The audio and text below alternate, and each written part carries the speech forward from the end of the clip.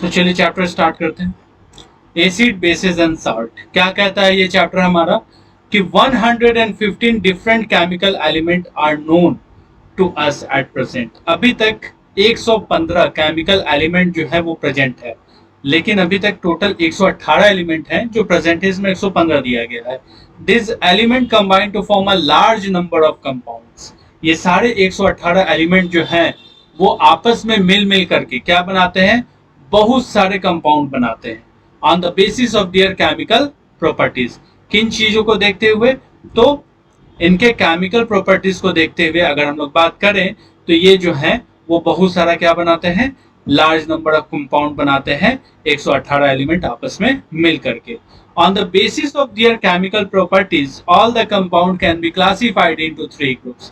अगर हम इन सारे एलिमेंट के केमिकल प्रॉपर्टीज की बात करें तो ये सारे जो हमारे एलिमेंट हैं इनकी केमिकल प्रॉपर्टीज जो होगी वो अलग अलग होगी, और इनको देखते हुए तीन ग्रुप्स में क्या किया गया है, इसको डिवाइड किया गया है। और ये तीन ग्रुप हैं हमारा एसिड, बेसिस और सॉल्ट। कौन कौन से हमारा, एसिड हो गया, बेस हो गया, सॉल्ट हो गया, जिसको हम लोग इस चैप्टर में पढ़ने वाले हैं। तो यहाँ पर हम लोग पढ़ेंगे इन्हीं तीन तरह के कंपाउंड के बारे में, जो कि है हमारा एसिड, बेसिस और सॉल्ट, बहुत ही डिटेल में। अब यहाँ पे सबसे पहले कहता है कि indicators for testing acid and bases. सबसे पहले हम लोगों को इंडिकेटर्स के बारे में पता होना चाहिए, जिससे कि हम लोग टेस्ट कर सकते हैं एसिड को और बेस को। इंडिकेटर क्या होता है, तो इंडिकेटर एक तरह का डाई है जिससे कलर चेंज होता है जब वो एसिड और बेस के कांटेक्ट में आता है। फिर से समझ लीजिए कि इंडिकेटर एक तरह का डाई होता है, जब वो एसिड या बेस के कांटेक्ट में आता है तो उसके कलर में चेंजेस आ जाते हैं, है ना। An indicator gives different colour in acid and base. और ये इंडिकेटर जो है वो अलग अलग कलर देते हैं एसिड और बेस के कांटेक्ट में आने पे। तो हम कह सकते हैं कि इंडिकेटर जो है ऐसे सब्सटेंस है जो हमें बताते हैं टेस्ट करने के बाद कि कोई सब्सटेंस जो है वो एसिड है या बेस है। कैसे बताते हैं, तो वो बताते हैं अपना कलर चेंज करके। या फिर हम कह सकते हैं कि इंडिकेटर जो है वो इस तरह के सब्सटेंस है जो टेस्ट करते हैं एसिड और बेस को अपना कलर चेंज करके। तो हम अभी तीन तरह के इंडिकेटर के बारे में बात करेंगे जो एसिड और बेसिस को क्या करते हैं, उसमें अपना कलर चेंज करके उसको टेस्ट करते हैं, बताते हैं हमें कि वो एसिड है या बेस है। तो यहाँ पे ये जो तीन है हमारा, वो है पहला लिटमस, दूसरा है methyl orange and the third is phenolphthalein. इन तीनों के बारे में अभी हम लोग देखेंगे, ठीक है। The most common indicator used for testing acid and bases in the laboratory is litmus. अगर हम लोग बात करें सबसे कॉमन इंडिकेटर के बारे में जो टेस्ट करता है एसिड और बेस को, जिसका इस्तेमाल लेबोरेटरी में ज्यादातर किया जाता है, वो है हमारा लिटमस। लिटमस जो है उसको हम लिटमस सॉल्यूशन के फॉर्म में भी इस्तेमाल कर सकते हैं और उसके साथ साथ लिटमस पेपर के रूप में भी इसका हम इस्तेमाल करते हैं। लिटमस जो है उसका इस्तेमाल हम लोग लिटमस सॉल्यूशन के फॉर्म में भी करते हैं और लिटमस पेपर के फॉर्म में भी करते हैं। और लिटमस जो है वो दो तरह के होते हैं, दो टाइप के होते हैं। पहला है हमारा blue litmus paper and the second is red litmus paper. फिर से समझ लो कि लिटमस पेपर जो है वो दो तरह के आते हैं, या तो वो ब्लू कलर का लिटमस पेपर होता है या तो वो रेड कलर का लिटमस पेपर होता है। And acid turns blue litmus to red.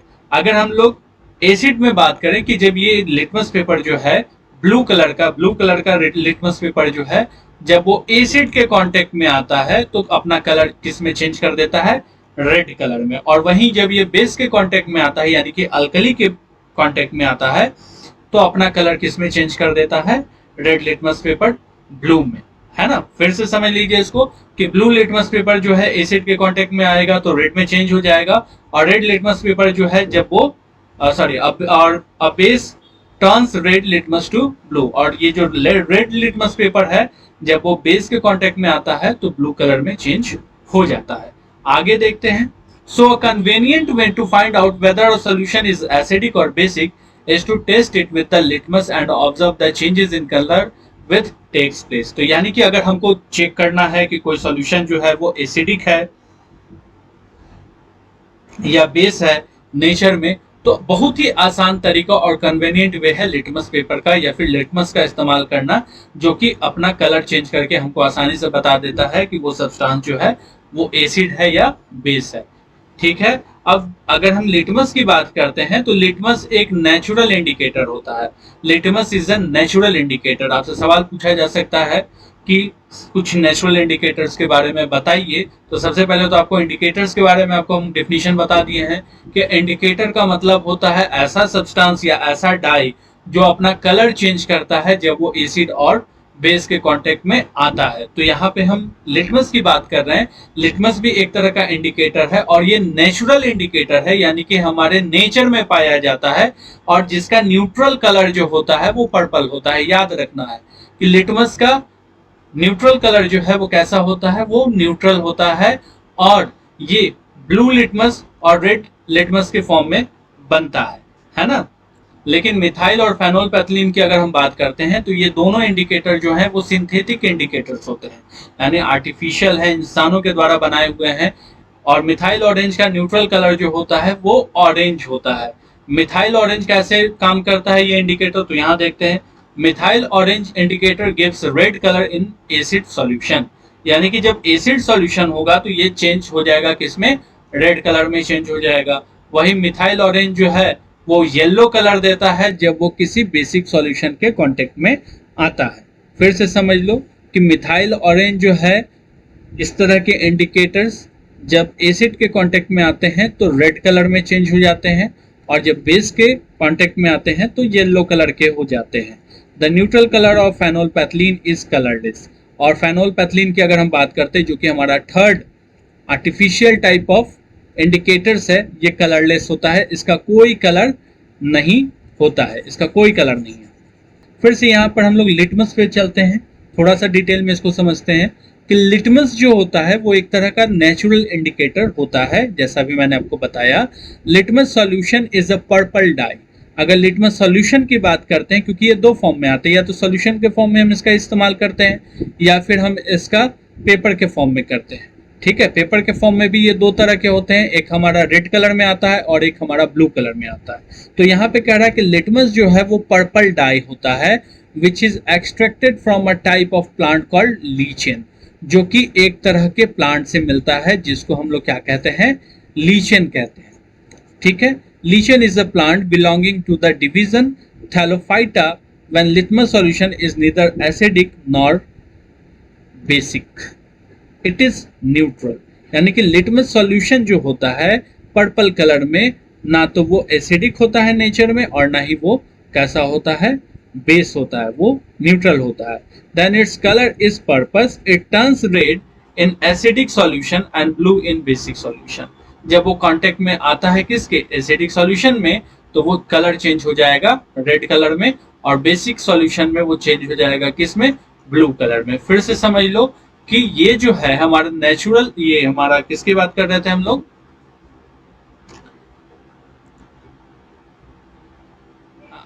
हाँ सॉरी, हाँ हम लोग लिटमस के बारे में बात कर रहे थे कि लिटमस सॉल्यूशन के बारे में बात कर रहे थे यहाँ पे, है ना। ये लिटमस सॉल्यूशन जो है इसका न्यूट्रल कलर होता है पर्पल, ये पर्पल कलर का होता है। और जब ये किसके कांटेक्ट में आता है, एसिडिक सॉल्यूशन के कांटेक्ट में आता है तो रेड कलर में चेंज हो जाता है और बेसिक सॉल्यूशन में ब्लू कलर में चेंज हो जाता है। यहाँ पर एक और तरह का इंडिकेटर है जो कि हमारा नेचुरल इंडिकेटर ही है और हम लोग इसका घर में इस्तेमाल करते हैं एक तरह से मसालों के रूप में, जो कि है हमारा कौन सा, वो है हमारा टर्मरिक। और ये टर्मरिक जो है, जिसको हम लोग हल्दी कहते हैं, ये पीला कलर का डाई है, येलो कलर का डाई है। It turns red in basic solution, और ये किस में चेंज हो जाता है, बेसिक में, बेसिक सॉल्यूशन में रेड कलर में चेंज हो जाता है। Many times we have noticed that a yellow stain of curry on a white cloth, which is due to the presence of turmeric in curry, turns reddish brown when soap is scrubbed on it. कभी कभी हम लोग शादी विवाह में जाते हैं, वहाँ खाना खाते हैं, कढ़ी वगैरह बना हुआ रहता है, तो हम लोग जानते हैं कि कढ़ी में ज्यादातर हल्दी का इस्तेमाल किया जाता है। व्हाइट कपड़ा पहन करके गए और उस पर कढ़ी का दाग लग गया, साबुन लगाया उस पर तो उसका कलर चेंज हो गया, किसमें, ब्राउनिश रेड में। ठीक है, तो इसका मतलब ये ऐसा क्यों हुआ, क्या हुआ इसका, इसके पीछे ऐसा होने का के पीछे इसका कारण क्या हुआ? The stains turns to yellow again when the cloth is rinsed and plenty of water. जब उसको हम धुलाई करेंगे तो हम देखेंगे उसका कलर हो जाएगा कैसा? ब्राउनिश कलर का। ये ऐसा इसलिए होता है क्योंकि हमारा टर्मरिक जो है वो क्या है? एक बेस है।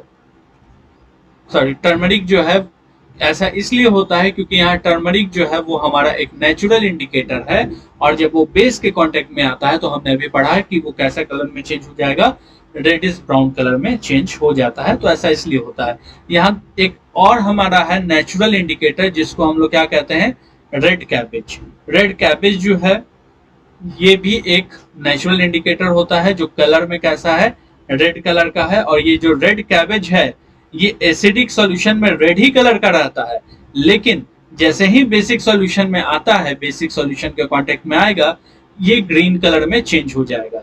The coloured petals of some flower such as hydrangea, petunia and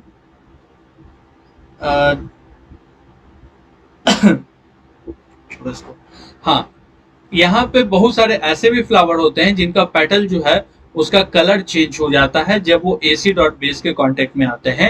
it means कि वो भी कैसे काम करते हैं? वो भी एक तरह से इंडिकेटर के तरह ही काम कर रहे हैं। जैसे कि अगर हम बात करते हैं द फ्लावर ऑफ हैंड्रेगिया प्लांट की, तो ये हमेशा होता है ब्लू कलर का, लेकिन पिंक कलर में चेंज हो जाता है जब ये किसी बेस के कांटेक्ट में आता है। अब यहाँ पे हम कुछ दूसरे तरह के इंडिकेटर्स के बारे में बात करेंगे, जैसा कि है हमारा ऑल्फैक्टरी इंडिकेटर्स। ऑल्फैक्टरी का मतलब होता है relating to the sense of smell. दो substances which smell olfactory indicators. The term olfactory means relating to the sense of smell. The substances whose smell changes in acidic or basic solution are called olfactory indicators. यानी कि ये ऐसे indicators होते हैं जब ये acid और base के कांटेक्ट में आते हैं तो इनके कलर में चेंज नहीं होता है, उसके स्मेल में चेंज हो जाता है। ठीक है, तो स्मेल में अगर चेंजेस आ गया, उसमें चेंजेस करके ये हमको बताते हैं कि कोई सब्सटेंस जो है हमारा वो एसिड है या बेसिक बेस है। ठीक है, अब जैसे यहाँ कहता है कि ये हमेशा किस प्रिंसिपल पर काम करता है, तो जब हम एसिड और बेस को इसमें ऐड करते हैं तो उसका कैरेक्टरिस्टिक्स स्मेल जो है वो can not be detected. Onion and vanilla extracted are olfactory indicators. Onion जो होता है, प्याज जो है, या फिर वनीला जो हो गया, उस दोनों हमारे ऑल्फैक्टरी इंडिकेटर्स है, क्योंकि ऑनियन जो होता है उसमें एक कैरेक्टरिस्टिक स्मेल है, उसका स्मेल को हम लोग अच्छी तरीके से जानते हैं। जब basic solution like sodium hydroxide solution is added to a cloth strip treated with onion, then the onion smell can not be detected. तो जब उसमें क्या मिलाया जाता है? जब उसमें सोडियम हाइड्रोक्साइड का सॉल्यूशन जो कि एक बेस है हमारा, वो जब कपड़े में लगा दिया जाए जहां पर अनियन का स्मेल आ रहा था जहां से, तो हम फिर अनियल के स्मेल को क्या नहीं कर सकते हैं? डिटेक्ट नहीं कर सकते। और N acid solution like hydrochloric acid however does not destroy the smell of onion, thus this can be used as a test for acid and bases। ठीक है, तो यहाँ पर दो तरह के हम लोग इंडिकेटर्स के बारे में पढ़ें, जो कि है हमारा ऑल्फैक्टरी इंडिकेटर्स, और ये बताता है कि इसमें एक तरह का ये भी एक तरह का इंडिकेटर है, और स्मेल से हमको क्या बताता है कि कोई चीज जो है वो एसिड है या बेस है। जैसे यहाँ पे अभी हमने अनियन के बारे में बात किया कि अनियन का एक खास तरह का स्मेल होता है, और जब ये बेसिक सॉल्यूशन के कांटेक्ट में आता है, जैसे कि सोडियम हाइड्रोक्साइड सॉल्यूशन के कांटेक्ट में आया, तो इसका स्मेल जो है अनियन का हम लोग फिर डिटेक्ट नहीं कर पाते हैं। ठीक है, और यहाँ पे वनीला कहता है कि इसमें भी एक प्लीजेंट स्मेल होता है जब ये बेसिक सॉल्यूशन जैसे कि सोडियम हाइड्रोक्साइड सॉल्यूशन के कांटेक्ट में आता है, तो इसका we can not detect the characteristic smell of vanilla extract. तो वनीला एक्सट्रैक्ट का जो स्मेल है उसको हम लोग डिटेक्ट नहीं कर पाते हैं। ठीक है, अब आगे हम लोग चलते हैं। अब एसिड के बारे में हम लोग समझते हैं कि हमारा एसिड क्या होता है। ठीक है, तो एसिड को हम लोग समझते हैं कि ये हमारा क्या है। कहता है कि we can cut a lemon with a knife and taste it. जब हम किसी नींबू को क्या करें? कट करें। कट करने के बाद जब हम उसको टेस्ट करते हैं तो लेमन का जो टेस्ट है वो हमको कैसा लगेगा? सोर, खट्टा लगता है। है ना। तो ये इसका टेस्ट हमको खट्टा क्यों लगा? क्योंकि उसमें क्या मौजूद होता है? उसमें एसिड मौजूद होता है। The acid present in lemon which gives it a sour test is citric acid. तो उसमें कौन सा एसिड का टाइप है? उसमें टाइप है साइट्रिक एसिड। यानी नींबू में कौन सा एसिड होता है मौजूद? सवाल कभी आ जाए आपसे तो आप कहोगे कि उसमें साइट्रिक एसिड जो है वो मौजूद होता है। और एसिड का डिफिनीशन ये हुआ कि वो सारे सब्सटेंसेस जो हमारे आसपास हैं, अगर उसका टेस्ट खट्टा है तो हम क्या कहेंगे कि वो हमारा क्या है? वो हमारा एसिड है। ठीक है। Acid are those chemical substances which have a sour test.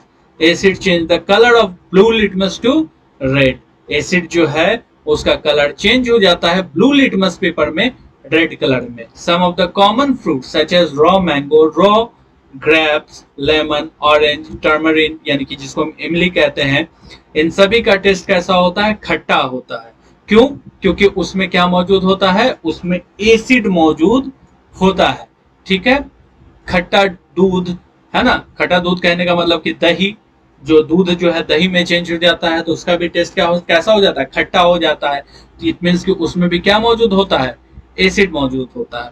The acid present in plant material and animals are called organic acid. यहाँ पर अगर हम एसिड के टाइप्स के बारे में बात करें तो एसिड जो प्लांट मटेरियल या फिर एनिमल में मौजूद होते हैं उसको हम क्या कहते हैं? Organic acid. सिंपल सा, जो एसिड हमें नेचर में मिल रहा है in the form of plant material and animal are called organic acid. समझ में आ रहा आपको? ओके, आगे चलते हैं। Organic acid are naturally occurring acids. Some of the organic acid are acetic acid, ethanoic acid, citric acid, lactic acid, tartaric acid, oxalic acid, formic acid, methanoic acid. यानी कि फॉर्मिक एसिड को ही हम लोग यहाँ क्या कहते हैं? मेथानोइक एसिड कहते हैं। ठीक है। ये सब हमारे ऑर्गेनिक एसिड के एग्जाम्पल है। नाम याद रखना है कौन कौन? एसिटिक एसिड, एसिटिक एसिड को ही हम लोग एथानोइक एसिड कहते हैं। साइट्रिक एसिड हो गया जो हमारे नींबू में प्रेजेंट था, लैक्टिक एसिड हो गया, टर्टेरिक एसिड हो गया, ऑक्सैलिक एसिड हो गया, फॉर्मिक एसिड जिसको हम मिथानोइक एसिड कहते हैं। ये सब हमारे नेचुरल सोर्सेज से प्राप्त होते हैं, इसलिए इनको हम क्या कहते हैं? ऑर्गेनिक एसिड कहते हैं। जैसे कि अगर हम एसिटिक एसिड की बात करते हैं तो ये पाया जाता है विनेगर, सिरका में। ज्यादातर सिरका का इस्तेमाल हम लोग पिकल्स, अचार वगैरह बनाने के लिए करते हैं या फूड को प्रिजर्व करने के लिए करते हैं। साइट्रिक एसिड हमारा सिट्रस फूड में प्रेजेंट होता है, जैसे लेमन हो गया, ऑरेंजेस हो गया, इसमें प्रेजेंट होता है। लैक्टिक एसिड की बात करते हैं तो ये हमारे दही में प्रेजेंट होता है, कर्ड में प्रेजेंट होता है। अगर आपसे पूछ दिया जाए कि ग्रेप्स में किस तरह का एसिड है तो उसमें टर्टेरिक एसिड होता है, और टमाटोज में ऑक्सैलिक एसिड होता है। उसके साथ साथ हमारे बहुत सारे फूड मटेरियल्स हैं जिसमें हमारा क्या प्रेजेंट होता है? Formic acid.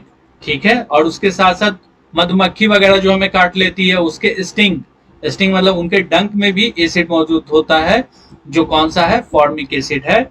ऑर्गेनिक एसिड और वीक एसिड। ऑर्गेनिक एसिड कैसे एसिड होते हैं? तो वीक एसिड होते हैं, है ना, कमजोर एसिड होते हैं, ज्यादा हार्मफुल नहीं होता है हमारे लिए। ये हमारे लिए हार्मफुल सब्सटेंसेस नहीं है। ठीक है। इसको हम आसानी से खा पी सकते हैं, कोई प्रॉब्लम नहीं। ठीक है। तो इसके सारे पॉइंट्स को एक बार फिर से रिवाइज कर लेना है कि एसिड ऐसे मटेरियल्स को कहते हैं, मतलब वो सारे सब्सटेंसेस या मटेरियल जो हमारे आसपास मौजूद है। ठीक है।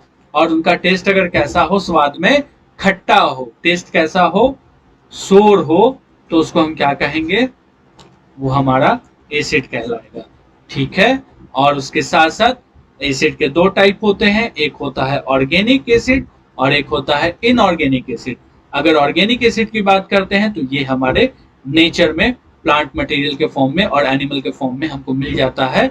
और ऑर्गेनिक एसिड जो है वो वीक एसिड पे कहलाते हैं, क्योंकि ये हमारे लिए वीक, क्योंकि ये हमारे लिए हार्मफुल नहीं होते हैं। और बहुत सारे यहाँ पे भी मैंने आपको एग्जांपल बताया है कि बहुत सारे फ्रूट में, वेजिटेबल में अलग अलग तरह के ऑर्गेनिक एसिड पाए जाते हैं, जैसे acetic acid, citric acid, tartaric acid, formic acid, है ना।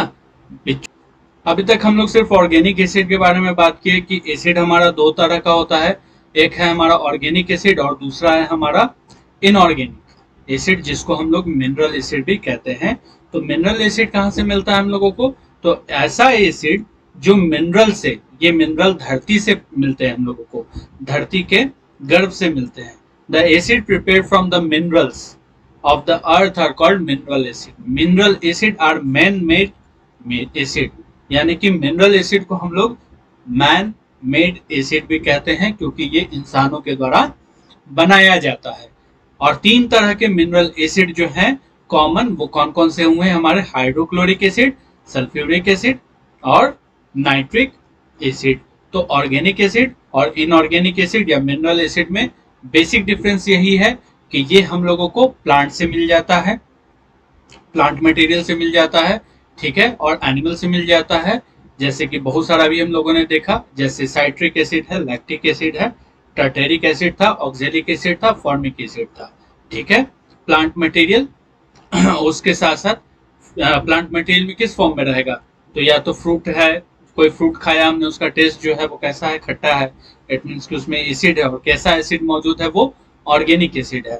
या तो हमने मान लीजिए किसी तरह का वेजिटेबल खाया, टेस्ट में कैसा है? खट्टा है, वो क्या है? उसमें ऑर्गेनिक एसिड मौजूद है। और एनिमल की बात करते हैं तो अभी आपको पता है कि जैसे मधुमक्खियां हैं, हमें काटती हैं, डंक मारती हैं, तो उसके स्टिंग में कौन सा एसिड होता है? तो वो भी ऑर्गेनिक एसिड होता है, इट मीन्स कि फॉर्मिक एसिड होता है, ठीक है। लेकिन ये एसिड जो है वो वीक एसिड है, ज्यादा नुकसान हम लोगों को इससे नहीं होता है, ठीक है। लेकिन यहाँ मिनरल एसिड जो है वो इंसानों के द्वारा बनाया जाता है। और इंसानों के द्वारा कैसे बनाया जाता है? तो मिनरल्स का इस्तेमाल करके, अर्थ से जो मिनरल्स पाए जाते हैं उन मिनरल्स का इस्तेमाल करके ये मिनरल एसिड बनाए जाते हैं। और ये मिनरल एसिड जो है वो तीन तरह के हैं यहाँ पर जो ज्यादातर इस्तेमाल में होते हैं।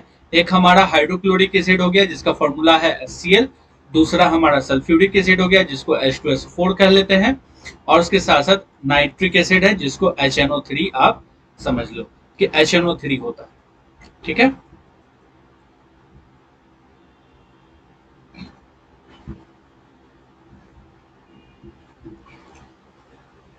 ठीक है, ये मिनरल एसिड जो होते हैं वो काफी ज्यादा डेंजरस होते हैं, यानी कि अगर हमारे हाथों पे गिर जाए या क्लोथ्स पे गिर जाए तो बहुत जल्द हमारे हाथों या फिर क्लोथ्स को क्या कर देंगे? जला देंगे। ये इसलिए इस तरह के एसिड को हम लोगों को बहुत ही सावधानी से क्या करना चाहिए? हैंडल करना चाहिए। लेबोरेटरी में ज्यादातर इस तरह के एसिड का इस्तेमाल होता है जिसमें इसमें वाटर मिला दिया जाता है, वाटर मिला करके एक डाइल्यूट फॉर्म भी इसका बनाया जाता है। यानी कि मिनरल एसिड की अगर हम बात करते हैं, यहां समझ लो कि मिनरल एसिड में भी दो टाइप हो गए, बार बार आएगा ये। एक हो गया कॉन्सेंट्रेटेड एसिड और एक हो गया हमारा डाइल्यूट एसिड। तो यहाँ पर कॉन्सेंट्रेटेड एसिड और डाइल्यूट एसिड क्या है? तो कॉन्सेंट्रेटेड एसिड का मतलब ये है कि इसमें एसिड की मात्रा ज्यादा होगी और पानी की मात्रा ना के बराबर होगी या नहीं होगी। डाइल्यूट एसिड में पानी की मात्रा इसमें होगी और इसमें एसिड जो है वो कुछ कम अमाउंट होगा उसका, comparison to dilute acid. Such acid are called dilute acid. Dilute acid are less harmful to us. तो ये dilute acid जो है वो कंपैरिजन टू कॉन्सेंट्रेटेड एसिड से हमारा कम हार्मफुल होता है, यानी कि कम नुकसानदायक होता है, ठीक है।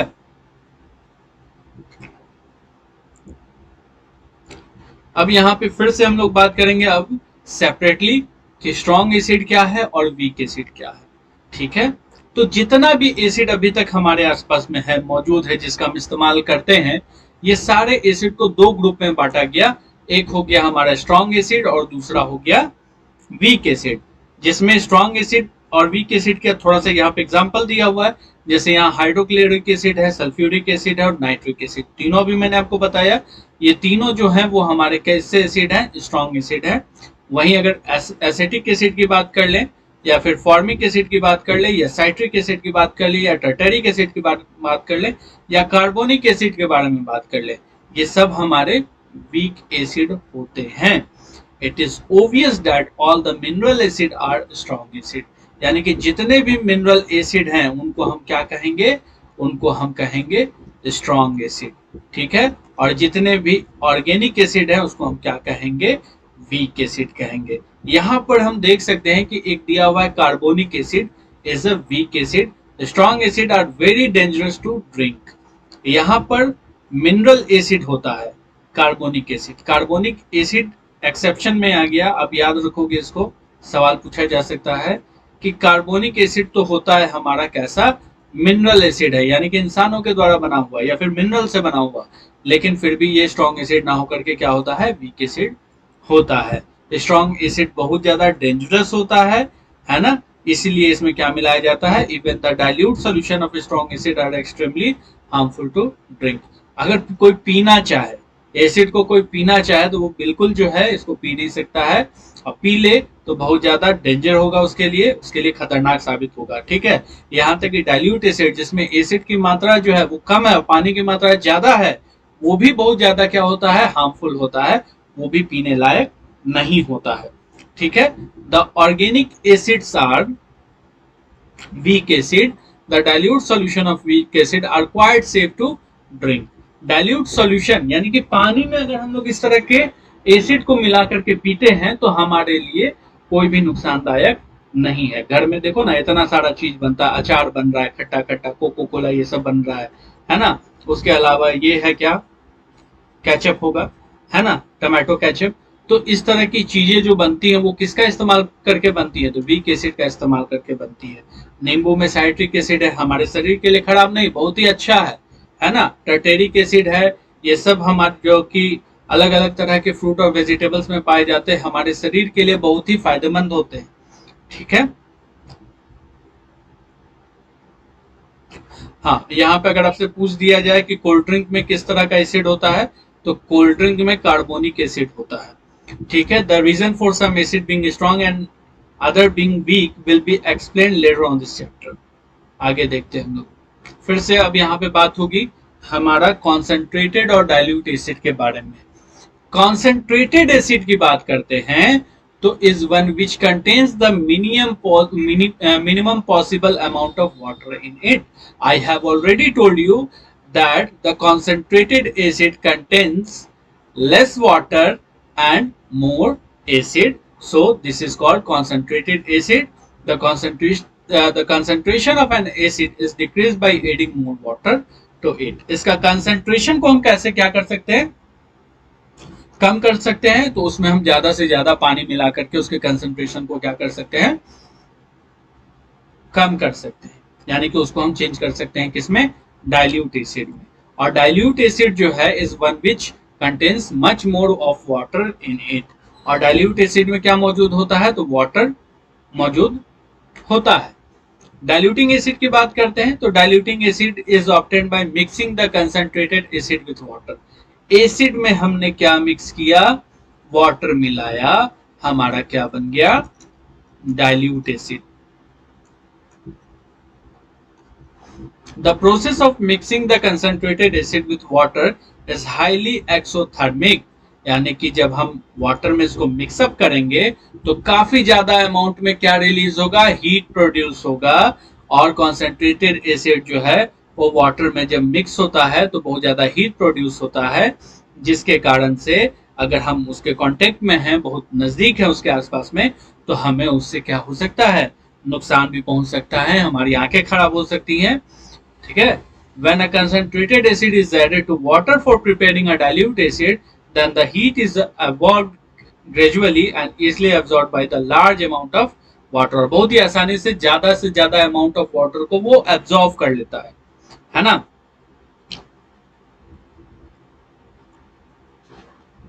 और इस हीट के प्रोड्यूस होने के कारण, इतना ज्यादा हीट जो प्रोड्यूस हुआ जब हमने कॉन्सेंट्रेटेड एसिड में वाटर को मिक्सअप किया, तो जो हीट उसमें से निकला है वो इतना ज्यादा हीट निकलता है कि बहुत सारा वाटर जो है एब्जॉर्ब हो जाता है, वाटर वेपर के फॉर्म में, यानी कि स्टीम के फॉर्म में चेंज हो जाता है, ठीक है।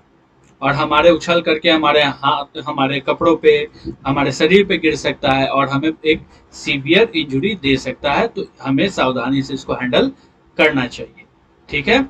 अब यहाँ पे हम प्रॉपर्टीज की बात करेंगे फिर से। तो प्रॉपर्टीज क्या क्या होते हैं, एसिड हमारा टेस्ट में सोर होता है यानी खट्टा होता है। ब्लू लिटमस पेपर पर इसका इस्तेमाल करने पे रेड में चेंज हो जाता है। Acid solution conduct electricity, acid solution जो है वो इलेक्ट्रिसिटी को भी क्या करता है, कंडक्ट करता है। और यहाँ पे हमारा फोर्थ है acid react with metal to form hydrogen gas. यहाँ से इसके हम केमिकल प्रॉपर्टीज को देखने वाले हैं। तो ये हमारा कहता है acid reacts with metal to form hydrogen gas, यानी कि जब किसी भी एसिड को किसी मेटल के साथ रिएक्शन करवा दे, किसी भी तरह की कोई भी एसिड हो सकता है, चाहे वो सल्फ्यूरिक एसिड हो सकता है, चाहे वो कार्बोनिक एसिड हो सकता है, किसी भी तरह के एसिड को जब हम मेटल के साथ रिएक्शन करवाते हैं तो क्या बनेगा, हाइड्रोजन गैस जो है वो बनता है। यानी कि ये वाला बात आप हमेशा याद रखोगे कि मेटल और एसिड के रिएक्शन से सॉल्ट बनता है प्लस हाइड्रोजन गैस बनता है। यहाँ एग्जांपल दिया हुआ है कि जब जिंक है, जिंक जो है वो एक मेटल है और मेटल में जब हम रिएक्शन करवाते हैं सल्फ्यूरिक एसिड से तो जिंक जो है वो डिस्प्लेस हो जाता है। जिंक जो है वो हाइड्रोजन को क्या कर देता है, सल्फ्यूरिक एसिड से डिस्प्लेस कर देता है। इसलिए यहाँ देख सकते हैं कि बाय प्रोडक्ट में हमारा हाइड्रोजन गैस जो है वो अलग हो गया है और जिंक जो है वो हाइड्रोजन के साथ क्या कर गया, रिएक्ट करके इसमें Zn-SO4 बनाता है, जिंक सल्फेट बनाता है। और पीछे वाले चैप्टर में हमने पढ़ा था कि जब किसी रिएक्शन में कोई हमने पीछे पढ़ा था कि जब एक सब्सटेंस जो है दूसरे कंपाउंड के किसी भी सब्सटेंस को क्या कर दे, किसी भी एलिमेंट को बाहर कर दे, तो वैसा रिएक्शन क्या कहलाता है, डिस्प्लेसमेंट रिएक्शन कहलाता है। तो यहाँ डिस्प्लेसमेंट रिएक्शन हुआ, Zn जो है वो हाइड्रोजन से ज्यादा रिएक्टिव है, इसलिए हाइड्रोजन को रिमूव कर दिया और उसका जगह लेकर के क्या बना दिया, जिंक सल्फेट बना दिया और हाइड्रोजन गैस बना दिया। तो ऐसा बहुत सारा एग्जांपल ले सकते हैं हम, ठीक है।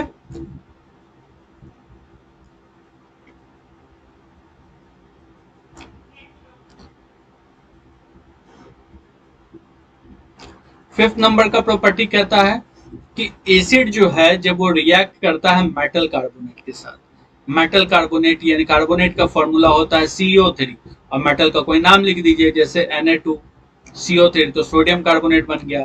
KCO3 ये मेरा क्या बन गया, पोटासियम कार्बोनेट बन गया, ठीक है। तो यहाँ कह रहा है कि जब मेटल कार्बोनेट जो है वो किसी एसिड के साथ रिएक्शन करता है तो सॉल्ट बनाता है, कार्बन डाइऑक्साइड बनाता है और वाटर बनाता है। याद रखना है मेटल कार्बोनेट, कोई भी मेटल कार्बोनेट, कोई भी मेटल कार्बोनेट हो सकता है, सोडियम कार्बोनेट हो सकता है, पोटासियम कार्बोनेट हो सकता है, जिंक कार्बोनेट हो सकता है ना। जब वो किसी एसिड के साथ रिएक्शन करेगा तो सॉल्ट बनाएगा, कार्बन डाइऑक्साइड बनाएगा और वाटर बनाएगा, ये तीन चीजें बनाएगा। जैसे यहाँ पे एग्जांपल नीचे दिया हुआ है बहुत सारा कि सोडियम कार्बोनेट Na2CO3 जो है वो HCl के साथ जब रिएक्शन किया तो सोडियम क्लोराइड बना दिया, कार्बन डाइऑक्साइड बना दिया। सोडियम क्लोराइड क्या है, ये एक सॉल्ट है, कार्बन डाइऑक्साइड बना दिया, वाटर बना दिया, है ना। दूसरा एग्जांपल है NaSCO3, यहाँ पे इसका इक्वेशन दिया हुआ है कि मेटल हाइड्रोजन कार्बोनेट, यानी हाइड्रोजन कार्बोनेट का क्या होता है SCO3, इसके आगे सोडियम लगा दिए, Na2HCO3 हो गया, NaHCO3 हो गया। जब ये हमारा किसी भी तरह के एसिड से रिएक्शन करेगा तो क्या बनाएगा, हमारा सोडियम क्लोराइड बनाएगा, कार्बन डाइऑक्साइड बनाएगा, वाटर बनाएगा, सेम चीज बनाएगा, साल्ट, कार्बन डाइऑक्साइड और वाटर।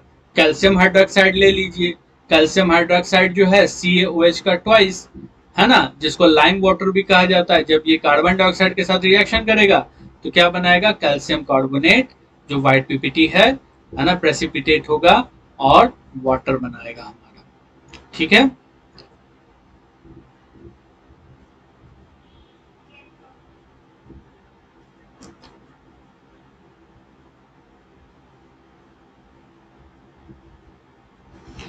सिक्स नंबर हमारा कहता है कि जब कोई एसिड जो है किसी बेस के साथ, या बेस को ही अल्कली कहते हैं, उसके साथ रिएक्शन करता है तो दो चीज बनाता है, सॉल्ट और वाटर। तो यहाँ लिखा हुआ है कि एसिड जब बेस के साथ रिएक्शन करेगा क्या बनाएगा, साल्ट और वाटर। जैसे यहाँ पे देखिए उसको न्यूट्रलाइज कर देता है, यहाँ पे आगे हम लोग देखेंगे। जैसे यहाँ कहता है कि सोडियम हाइड्रोक्साइड जब कर लिया रिएक्शन किसके साथ, HCl के साथ, ये NaOH क्या है हमारा, NaOH हमारा एक बेस है, ये हमारा क्या है, ये एक एसिड है। दोनों रिएक्शन एसिड और बेस रिएक्शन करते हैं तो सॉल्ट और वाटर बनाते हैं। और जब सॉल्ट बनता है एसिड और बेस के रिएक्शन के बाद, तो इस प्रोसेस को हम लोग न्यूट्रलाइजेशन रिएक्शन कहते हैं। ठीक है, यहाँ पे ये एग्जांपल है।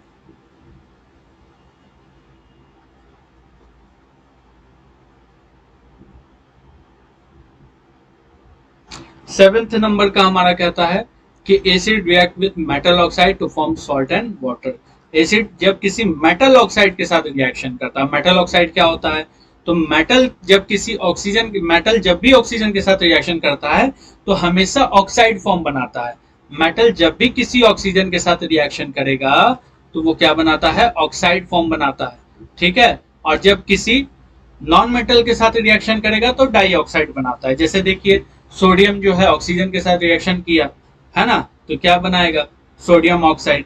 ठीक है, और उसके अलावा कॉपर ऑक्साइड, जिंक ऑक्साइड, ये सब हमारा ऑक्साइड फॉर्म है। यहाँ पे देखते हैं, मेटल ऑक्साइड सॉल्ट और वाटर बनाएगा, जैसे CuO। Copper oxide hydrochloric acid के साथ रिएक्शन करने पे क्या बनाया, कॉपर क्लोराइड, जो कि किस कलर का होता है, ब्लू ग्रीन कलर का होगा, और उसके साथ साथ क्या बनाएगा, वाटर बनाएगा। ठीक है, हम लोग क्या करते हैं कि कॉपर ऑक्साइड को बीकर में ले लेते हैं, जिसका कलर कैसा होता है, ब्लैक कलर का होता है। ठीक है, I dilute hydrochloric acid slowly while stirring with a glass rod, और उसको अच्छे तरीके से उसमें हाइड्रोक्लोरिक एसिड मिला करके अच्छे तरीके से उसको स्टीयर कर लिया ग्लास रॉड की सहायता से। अब ये जो कॉपर ऑक्साइड है has dissolved in dilute hydrochloric acid to form a blue green solution. ठीक है, अब ये जो कॉपर ऑक्साइड जो है वो डाइल्यूट हाइड्रोक्लोरिक एसिड में क्या हो गया, डिसॉल्व हो गया, और डिसॉल्व होकर के क्या बना रहा है, ब्लू ग्रीन कलर का एक सॉल्यूशन बना रहा है। ये जो ब्लू ग्रीन कलर का जो सॉल्यूशन है ये क्यों बना, because of formation of copper chloride salt. The reaction between acid and metal oxide to form salt and water is similar to the neutralization reaction between an acid and a base to form salt and water। यानी कि अभी आपको ऊपर बताया था कि acid और base जब आपस में रिएक्शन करते हैं तो वो क्या बनाते हैं, सॉल्ट बनाते हैं और वाटर बनाते हैं। तो इस रिएक्शन में भी सॉल्ट बना है ना, और वाटर बना है, यानी कि ये हमारा एक न्यूट्रलाइजेशन रिएक्शन हुआ किसके बीच में, एसिड और बेस के फॉर्म में, जहां पर हमारा सॉल्ट और वाटर बन रहा है। ठीक है, यहाँ पे कहता है metal oxide is a kind of neutralisation reaction, it shows the basic nature of metal oxide. Just like metal oxide, the metal hydroxide are also basic in nature. यानी कि जितने भी हमारे मेटल ऑक्साइड होते हैं वो सब हमारे क्या होते हैं, बेस होते हैं। ठीक है, जितने भी मेटल ऑक्साइड हैं जिसमें भी ऑक्साइड का फॉर्म है मेटल के साथ, वो सब हमारे बेसिस कहलाएंगे, और जब वो एसिड के साथ रिएक्शन करेंगे तो वो हमारा सॉल्ट और वाटर बनाएंगे। या फिर हम मेटल हाइड्रोक्साइड भी ले ले, वो भी हमारा बेस ही होता है। तो जब भी वो रिएक्शन करेंगे एसिड और एसिड के साथ, तो वहां पर भी वो क्या बनाएंगे, सॉल्ट और वाटर ही बनाएंगे। ठीक है,